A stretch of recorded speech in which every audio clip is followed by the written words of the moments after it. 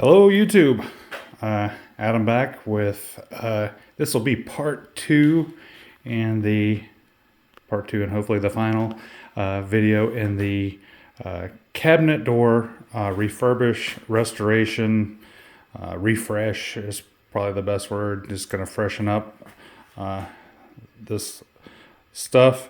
Got to get this done. As you know, if you've seen the previous couple videos, I've got a Chevy pickup that I've been working on in here, and they're calling for snow tomorrow and then more snow. Not that I'm worried about the pickup getting snowed on, but if I do decide to pull it in here and work on it in a heated garage and it's covered with snow, well, guess what? Then I'm going to have puddles of water. And I don't want that. A little bit's okay, but otherwise it's going to make a big mess. So anyway, without further ado, the first step in the priming and painting process is to prime. I'm going to use Kills. For me, Kills is kind of like Kleenex. It's all facial tissue, but most people call it Kleenex, or it's bleach, but a lot of people call it Clorox. Well, when I think of primer, I think of Kills. That's just what I've always used, and you can get it anywhere. It's nothing fancy. This is a sealer and stain blocker, so if this was, I'm going to tip it all over. I'm not careful, but if this was painted a dark color, let's say, and I didn't sand it all off, yeah, this should prevent the color from bleeding through. You may have to put a couple coats on it, but once you get it covered up, it's covered up, and then it sets the foundation for whatever paint you're going to use. I am going to try to do some of this handheld and try to keep my fingers out of the way. I have a birthday coming up, and I think one of the things I'm going to ask for is a tripod. Hopefully the girls will get me one of those. They're usually pretty good about getting me what I need, because I usually just buy whatever I want for myself. Anyway, I've got this cabinet clamped down, not because it needs to be, but because I'm going to try to do it one-handed and film at the same time. But anyway, for the moment, while I shake this stuff up and pour it in the pan, I'm forgetting something already. None of my videos are scripted, as you probably can tell. I want them to be authentic. I mean, sure, it'd probably be a little bit smoother for you, the viewer, if I pre-planned. And when I was in the shower this morning, I was thinking about all the things that I might want to include and how I could set up a little bit better. So I did that for you. But I want, like I said in the last video, I'm going to show you all the bloopers and mistakes that I make, because some of the edited stuff is just too good to be true. I know better. I get paint everywhere, all over me when I do it. So I've got an old t-shirt on with paint on it. And if you like nice things, don't wear them when you're painting or priming or whatever, or staining or anything. Have some old clothes that you're okay with getting dirty and just using them for those. Anyway, yeah, not scripted. I have this plastic paint tray marked as primer. As you will find, if you stick with me in these videos, I hate plastic. So I intend to save this. When I'm done, I'll dump out any excess back into the can and seal it up, and I want to use all of that before I dry it up and ship it to the landfill. I don't want to send any product to the landfill. I'm going to use it all up, and then you dry it all up before you take it and you put it with the used oils and stuff like that, and they process it appropriately. But I'm going to use one of these because if you don't, as you can see in the bottom, there is some rust on these cheap metal rolling pans. They do what they do. They're good. But I found if you don't line them, this is the result. Again, I'm not going to throw it away because it still has some functionality. I just have to use one of these. A cool trick I've seen some of the gals use on other YouTube videos that I like to watch. You could use aluminum foil instead if you didn't have these plastic paint trays. And I haven't tried it yet, but I imagine if you use some cling wrap strategically, you could probably get away with using that too. And then the cleanup would be pretty quick. You just ball it up and throw it away. The aluminum foil is probably the better go-to. That seems like it's more durable. Anyway, I'm going to sit you guys down.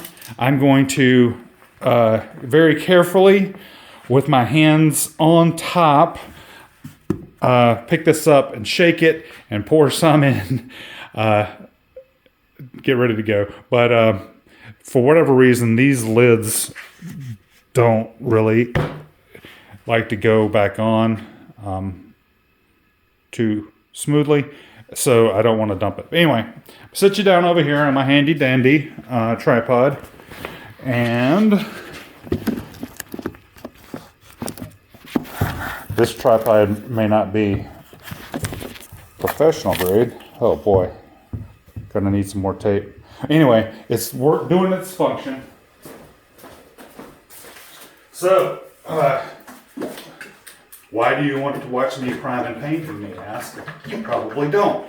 But while we're doing this, I'm going to talk to you about myself a little bit and what I want to accomplish going forward with the channel. I'm going to probably talk about, this is part 2 of the series, so if they didn't like part 1, people probably aren't going to check back in for part 2.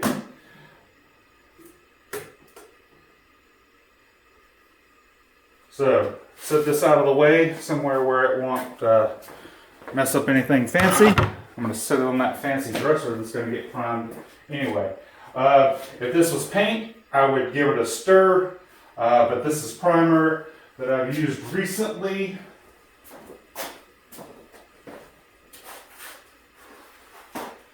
And I know it's pretty well mixed up, so if there's any clumps, I'll just deal with it. Anyway, don't get overzealous, but don't get shy either. I'm gonna pour a pretty good amount in there, and like I said, if there's extra, I'm going to pour it back in the can and use it again later. This is something you definitely should be able to use fully. Nothing fancy with this paint roller. It is for flat surfaces. When you're buying paint rollers, you need to check what the application is for. This is just a generic, nothing fancy, but if you're doing like textured walls, you would want to buy a little bit poofier one. If you're doing flat walls, it's a little less poofy, a little less drips and runs you get. But it says it on the packaging, and you can read for yourself. If not, if you don't read, someone in the store will help you read. Just kidding. Oh, I'm going to pick you up. Yeah, you're probably looking at the ceiling. I'm going to turn on some more lights. Light is supposed to be better. And it is dark in here. So, pour you can't really see because it's white on white, but you pour down in the deep reservoir your paint, and then you put your roller in, and then I roll it to get a good healthy amount on it. The one thing I see people doing that I had to learn, my dad and grandfather painted as side gigs most of their adult lives. My dad would always get on me. He's like, put some paint on it, son. put some paint on it. Well, yeah, because I've watched people and they just dry roll and dry. And what I mean when they dry roll, all the paint is pretty much gone and they're just smearing around. You can hear it. It gets like a sticky sound. Can you use too much paint? Absolutely. You know, you don't want to put it on so thick. Hopefully I'm not just driving you guys all over the place. Hopefully, you know, you don't want to put it too thick so it's running, especially on a vertical surface. You don't want drips and runs. But what I do is I load my brush up. See, I've already used all that primer already. So that's kind of how much I'm using. But what I like to do is put it right in the middle of whatever I'm doing, the glob, and then as I go to the outsides, I roll back through my initial area and yep, just kind of spread it all about. So as you may or may not be able to see, I can still see wood through this. So I'm going to go ahead. I wouldn't call this a second coat. I'm going to just put on an additional first coat to get it some more coverage. So I'm going to sit you down again. Sorry if I'm making you guys dizzy. I'll try to limit that. And you probably don't necessarily want to watch me paint this whole thing. But like I said, I'm going to keep talking to you. Maybe I'll just sit you down for a while. Let's see what we look like. I'm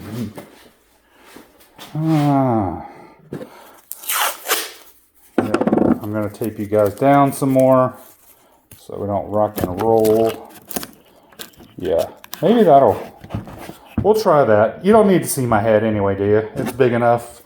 And yeah, so we'll just do that. So, don't be shy with the paint. You'll figure it out. Again, it's all trial and error over the years, but yeah, every time I'll pick on my wife, for instance. She will dry roll the heck out of a bedroom wall. And what is this taking forever? Well, I just got to put some paint on it. But no, she's a hard worker. She helps me out a lot around with stuff. Usually with stuff that she wants done, and it takes me forever to get on the case. So I'll tell them myself. Yeah, so now that I've got a little base, this is starting to really cover. But we're going to let this dry. I'm going to read the paint can or the primer can and see how long I'm supposed to let it dry between coats. I'm guessing a couple hours. And yeah, that's typically what you do. You just want to, it doesn't have to be 100% dry, but not only does it make the next coat stick a little bit better. Hear that noise? Probably not, but when it sounds like pulling tape off, you know you got a dry roller and you need to load it back up again. Yeah, so I'll probably put 2 coats on each side, obviously. I'll probably use a brush to get along the cabinet edges just to make sure I get it in there. And then I'll let it dry the appropriate amount of time, and then I'll add the paint on. So, I believe, if I didn't say so already, it is 4:30-ish in the AM. So what am I doing up at 4:30-ish in the AM, you may ask? I work rotating shift work. I operate a hydroelectric power plant about 20 miles down the road from me on the Missouri River. It is affectionately known as the Fort Peck Project. I've been there for, well, in February it'll be 15 years. Yep, 15 years that I've been here. It is a great job. Like anybody, I have my grumbles and mumbles, but the absolute worst part of my job is the shift work. When I was a younger guy, it didn't bother me, but as I've gotten older and talking to my fellow operators, as they're younger than me, except for, well, only one guy's quite a bit older than me. The rest of us are pretty close in age or younger than me.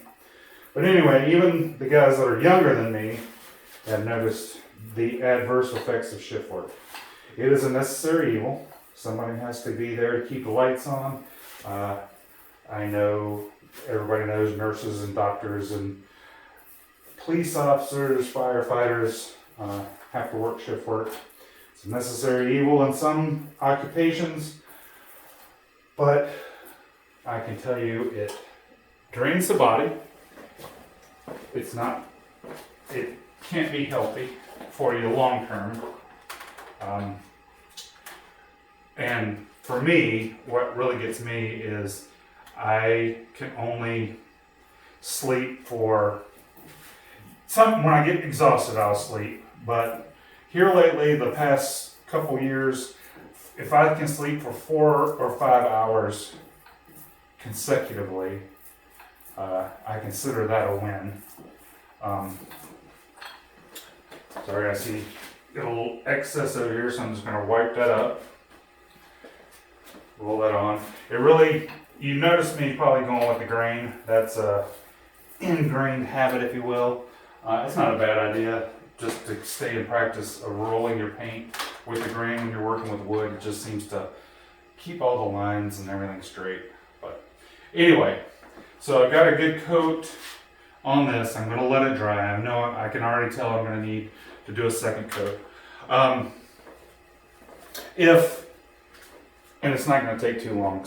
But if I was going to leave this for any long period of time, like let's say 5-6 hours, which I'm going to leave it for a couple hours, I would dump any excess out so it doesn't dry out back in the pan. And this is, I mean, I've really only got just a touch. And a trick that I've found, if you take a wet paper towel, couple paper towels, wet them on the sink, wring them out, and then wrap the roller in a paper towel.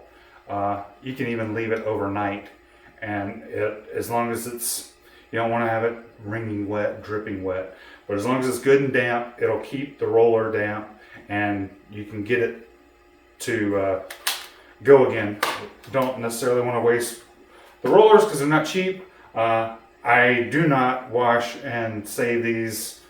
I guess there's some nicer rollers or whatever that some people would want to wash them out and reuse them, but these are just cheapos, nothing fancy at all, and it's not worth the hassle. Yeah, but I do recommend you get the roller off pretty quick because I've got one over here that's stuck on that I'm gonna have to cut off somehow, but it is what it is. So anyway, shift work. Not for the faint of heart, but that's why you'll see me doing this all manner and all hours of the day. I don't think you need to see any more of this business. I think it's pretty self-explanatory. I'm going to do both sides of all four. I'm going to set the smaller ones out of the way, put the other one up, get that done, and through the magic of YouTube's and video, the next time you see me, unless I find something interesting, the next step will be putting on some paint. Alrighty, I'm going to shut up for now. See you in a bit.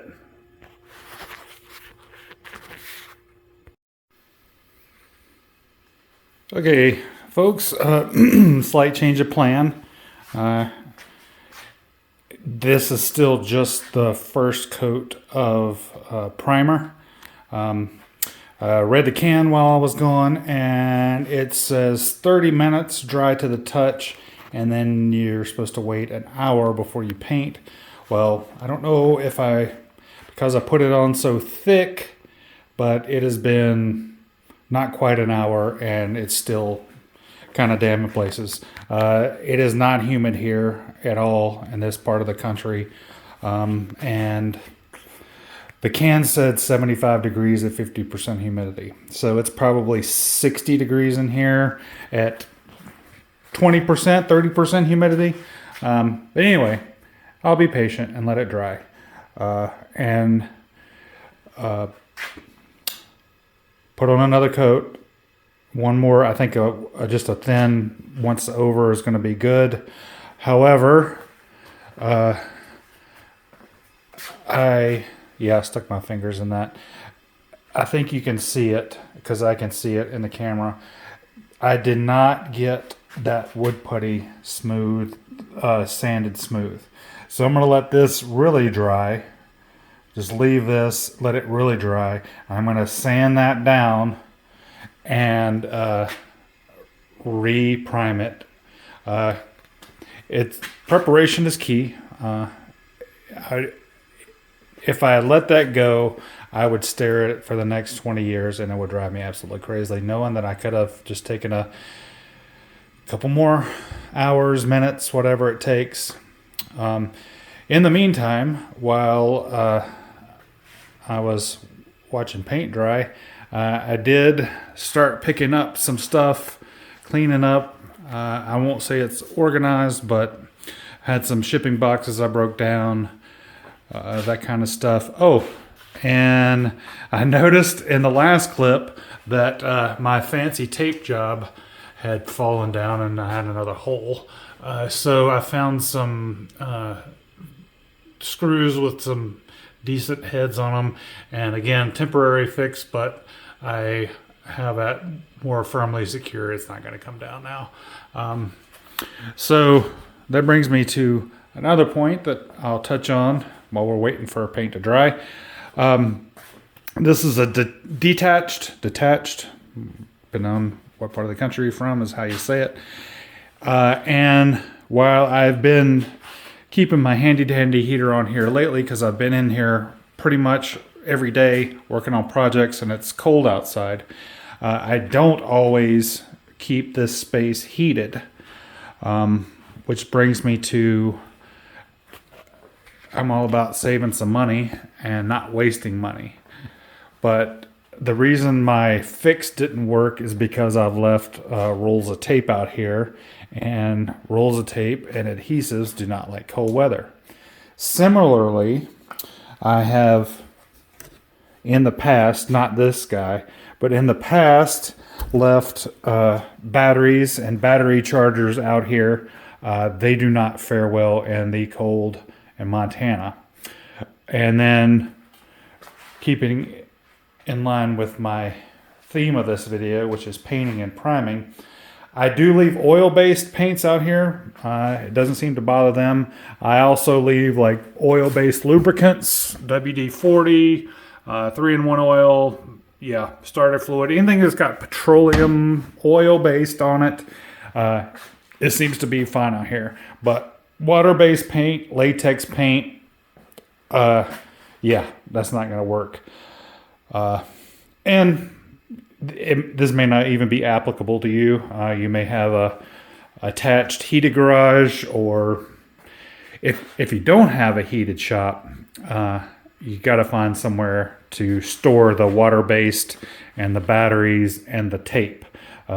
You'll see tape on my workbench, but it's tape that's already shot, and I just use it for stuff that, well, you saw I used it up there and it didn't work. So again, it's not cheap, so I hate to throw it away if I can make it work. And in the summer, when it is warm outside, it does get that's gooey back, so sometimes I get it to work. But otherwise, all that stuff I take in my enclosed back porch, which is heated year round, because that's where the washing machine lives, and I can't freeze the pipes up or it will cause a huge mess. So anyway, these videos are getting long. They takes a bit of work to get them downloaded and uploaded and processed. So instead of you watching me paint, I will come back and show you the finished product before maybe I put on hardware, so you can see what it's like. What I'm going to use is this Valspar medallion paint. It says paint and primer in one. Yeah, I'm just going to go ahead and prime it and then paint it. So hopefully this will cover everything. It's only a quart, but hopefully, because I've primed everything, I can get away with doing one coat of this. Why I'm using this is the touch-up paint that I bought for my kitchen cabinets that we installed a few years back, and I also used this paint already to paint the trim that I installed around the cabinets, like the molding and stuff like that around. It matches the paint. So since these are going in a close proximity to the kitchen, it's kind of right off the bathroom. But anyway, hopefully if I use this color, it'll kind of transition smoothly. And plus, I'll be able to use up this paint. It's almost full. And like I said, this has been on the back porch, so it should be good to go. Alrighty. So, yep. Couple more coat of primer. Got to go buy some hardware. I'm thinking that's going to be the most challenging feat of this whole project, because limited supply. I'm going to see what the hardware store has. If they don't have it, I'll have something that I like. I will probably order it off the Amazon or some other handy dandy website, Home Depot, whatever. I'm not a brand loyalist per se. But anyway, if I find something, we'll get it done. If not, I'll set these to the side somewhere out of the way, because it is lightly snowing and I want to get that pickup out of the snow before it gets buried. All right, that's enough yakking. I'll check back in with you soon. Okay, YouTube, I found some hardware, and so as you can see, the one on the left is the new one, and this is the old one.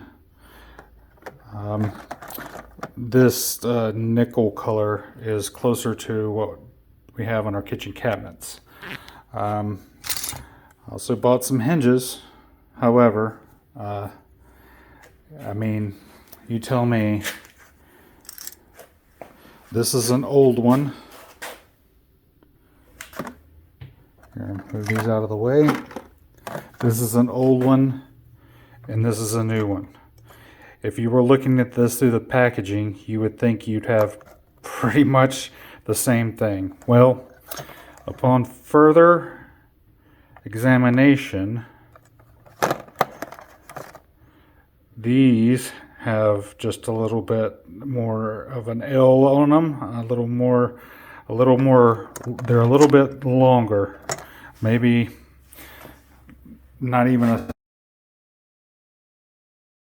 I'm already still haven't painted yet. I'm glad I didn't, because it let me test out the hardware with it just primed. So yeah, the way the hinges would mount on the back, there's just not enough. I could get a screw through the hole where my thumb is, but these just hang over the edge just too much in order for the hinge to set out properly.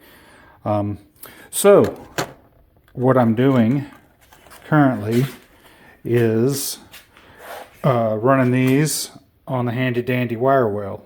And while this one has a little patina, I got it a little hot. Most of them look brandy new. You will be shocked and amazed to learn that that's not really rust. That is a coat of varnish or shellac. I'm calling it shellac. I may be using the wrong word, but somebody shellacked the crap out of these. But anyway, they're cleaning up nicely on the wire wheel. I'm going through the bucket, and there's some, like, in the nooks and crannies of them all, I'm using a wire brush to break up some of the stuff, but the wire wheel's doing most of the work. All I really need to do is get the hinge part clean, because from basically this is all you're going to see. But since I've got the wire wheel, I'm cleaning all that old crust, and there's some paint, white paint on them from where we've painted trim and stuff and didn't tape them off or missed them or whatever. But anyway, the ones that I get a little patina, I'll probably just put them on the bottom of the cabinets, like on the bottom of the big doors. I've noticed this one is bent. I don't know if that's to make the cabinet, or maybe that's what was causing the cabinet to stick and not sit right in the first place. Maybe it got bent, and I'm going to straighten it back out. Again, the 3-hole part is on the back side of the door that you don't see. So I'm just going to warm it up a little bit and hammer it, see if I can get it straight. But anyway, I thought I would update you on that. I'm going to continue on. These things were super squeaky. But surprise, surprise, when I clean them up with the wire wheel, the squeak goes. I'm giving them a little shot of silicone spray too, just to lubricate them, nothing crazy.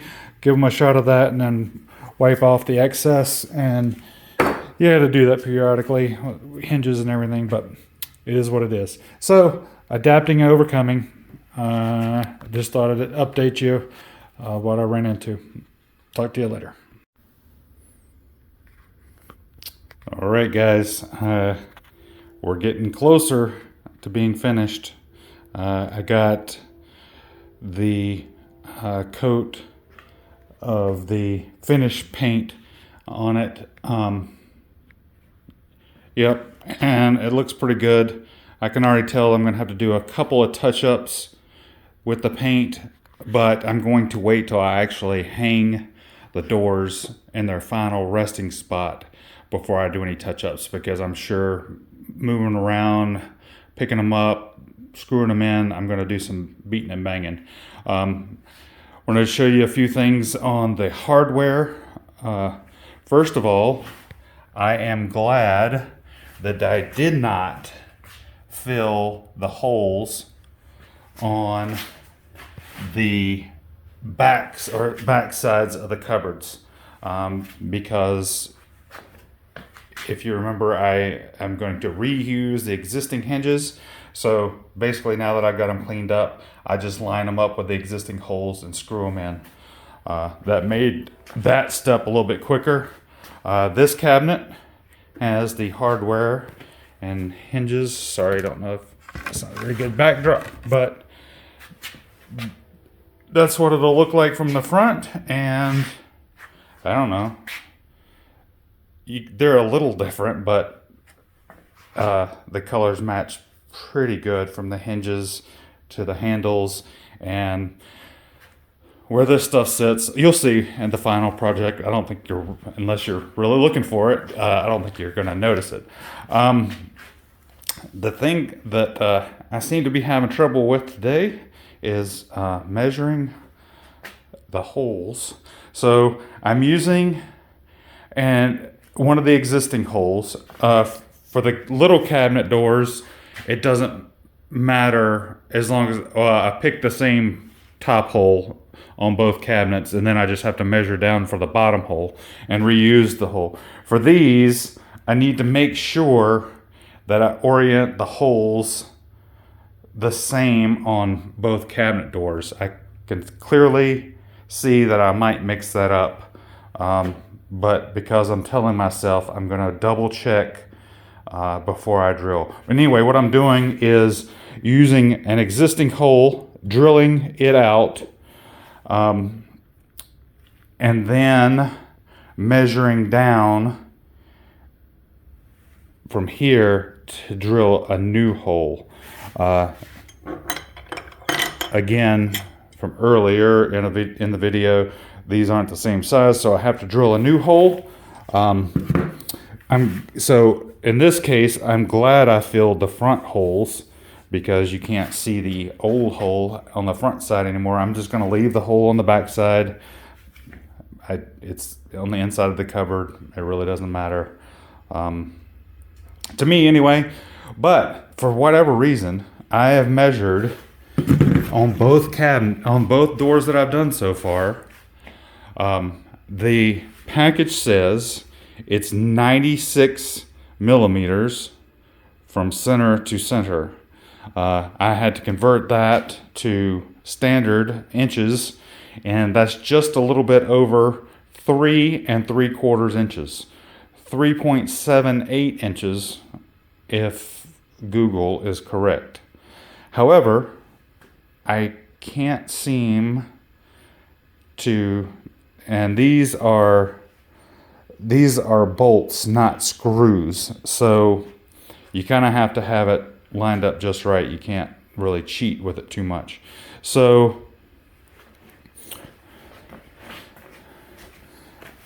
I am using a drill bit a little bit bigger than I normally would, but when you tighten it down, it doesn't matter. And the hole being a little bit bigger doesn't matter. So there you can see it's a little bit bigger. I wouldn't go much bigger, but again, I've got all that. Sorry, it's not focusing. Need to take the trash out.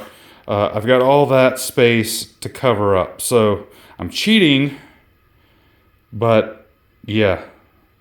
So I've had to wallow out a couple holes to make it go. I'm not inches off. I'm millimeters off, but still it's making a difference to get the hardware on. So I have been measuring. Yeah, so I don't know. Maybe I'm drilling through crooked. But anyway, hopefully the third time will be a charm and I can get this hardware on.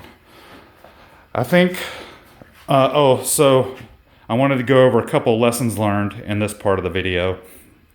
So what did I learn? Sanding took way longer than I thought it was going to take. Just to what I considered the first sand being done took about 2 hours to do 4 doors front and back. Then another lesson I learned is when you use wood putty to fill holes, that's what you should do. Just fill the hole and scrape the excess off as smooth as you can. I had to go back on 3 doors, not just the 1 door, and sand down stuff that I had already primed, specifically these holes that I had patched on the other side, sand it down. So then I lost time basically re-priming that area and waiting for that area to dry. Another lesson learned is wait for the paint to dry. I told you that the primer said wait an hour. Again, I don't know if I was putting it on so thick that it needed more time to dry or conditions or whatever, but it took longer than an hour to dry, and I kept coming out here and messing with it, and then I'd have to touch up what I messed with. It just made it longer. So, helpful tip, find something else to do, to work on, to give your coats a sufficient amount of time to dry. The paint actually seemed to dry relatively quick, and that's probably because I only needed to use one coat of the finished paint. So some of the things that I did while I was waiting, I went around and I don't know if you can see that. That's messy still, but I haven't finished cutting it off. Oh, you'll be able to see it here because I haven't cut this off at all. I went around and sealed in my windows, which I had not done following construction, but it seems like already the heater's running less. I need to buy another can and do around this door here, and I'm sure I can find more spots, but I did all the windows. This one still needs to be cut out. And I also, this outlet was broken. I don't know if I smashed into it, but one of the top outlet was all out of shape. So I installed a new outlet and a new cover, brandy new. That's what one of the old ones looked like, years of dirt. But anyway, that's what I did in between while waiting for the paint to dry. So it's a good idea to have other things, other projects, other stuff that you can utilize your time. Yeah, you get the picture. Finally, I found that I need a better, cleaner area to work on, or I don't know, maybe bigger. I don't know. I ended up propping up the stuff on blocks and painting that way. But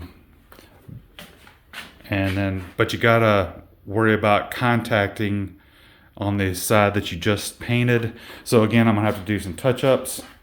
Another thing, it is dusty in here, and I don't know whether it's the weather or the dust or a combination of the two.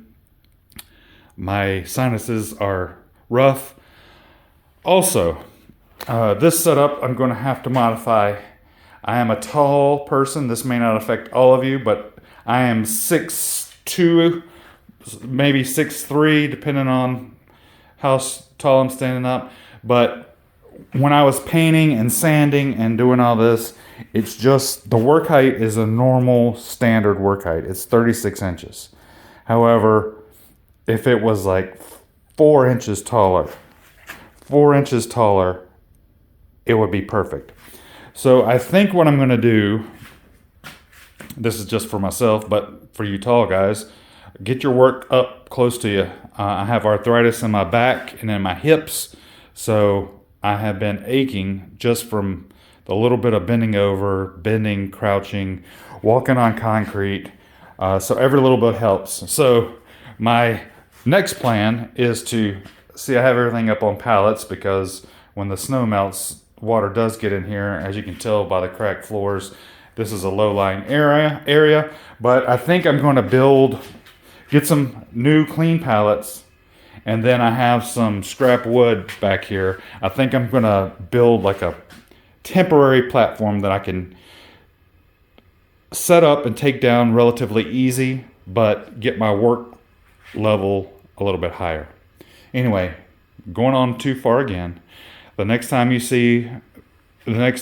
this video transitions, it will most likely be inside my home with the doors installed, the finished product for you to see. Thanks for sticking with me. Almost done. See you soon. I know I said I was almost done.